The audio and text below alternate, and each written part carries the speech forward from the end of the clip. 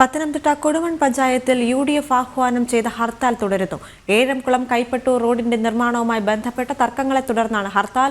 മന്ത്രി വീണ ജോർജിന്റെ ഭർത്താവ് ജോൺ ജോർജിന്റെ കെട്ടിടത്തിന് മുന്നിൽ റോഡ് നിർമ്മാണവുമായി ബന്ധപ്പെട്ട് ഓട ഗതിമാറ്റി പണിതു എന്നാണ് ആരോപണം. ഏഴംകുളം കൈപ്പട്ടൂർ റോഡിന്റെ ഓട നിർമ്മാണമാണ് ആക്ഷേപത്തിനിടയാക്കിയത്. റോഡ് പണിയുടെ ഭാഗമായി പണിതുവെന്നതാണ് ഈ ഓട.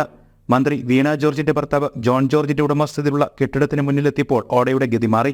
ഈ ഭാഗത്ത് അലൈൻമെന്റിൽ മാറ്റം വരുത്തിയെന്നാണ് UDF ആരോപിക്കുന്നത്. ആരോഗ്യവകുപ്പ് മന്ത്രി വീണ ജോർജിന്റെ ഭർത്താവ് ജോർജി ജോസഫ് അദ്ദേഹത്തിന്റെ ഈ പ്രോപ്പർട്ടിയുമായി ബന്ധപ്പെട്ട് നേരത്തെ തൊട്ട് തന്നെ ഒട്ടനവധി ആക്ഷേപങ്ങൾ ഉയർന്നു വന്ന സാഹചര്യം ഇവിടെ നിലനിൽക്കുന്നു. ഈ ഷോപ്പിംഗ് കോംപ്ലക്സിനെ സംബന്ധിച്ച് സൂചിപ്പിക്കുമ്പോൾ ഇത് നേരത്തെ ഒരു നിലമായിരുന്നു. നിലം നികത്തിയാണ് ഇവിടെ ഈ കെട്ടിട സമുച്ചയം പണിതിട്ടുള്ളത്.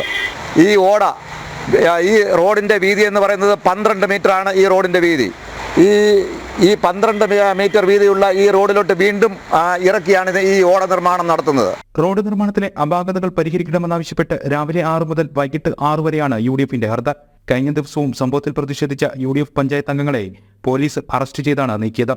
അതേസമയം ഓടയുടെ നിർമ്മാണവുമായി റോഡിന്റെ അലൈൻമെന്റിൽ മാറ്റം വരുത്തിയിട്ടുണ്ടെന്ന് CPM ജില്ലാ കമ്മിറ്റി അംഗവും പഞ്ചായത്ത് പ്രസിഡന്റുമായ KK ശ്രീധരനും ആരോപിച്ചിരുന്നു. ഇദ്ദേഹത്തോട് വിശദീകരണം തേടുമെന്ന് CPM ജില്ലാ നേതൃത്വം വ്യക്തമാക്കി.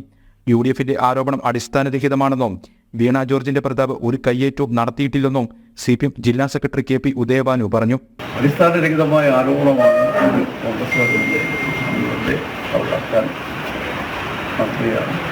അവിടെ വീണ പിന്നീട്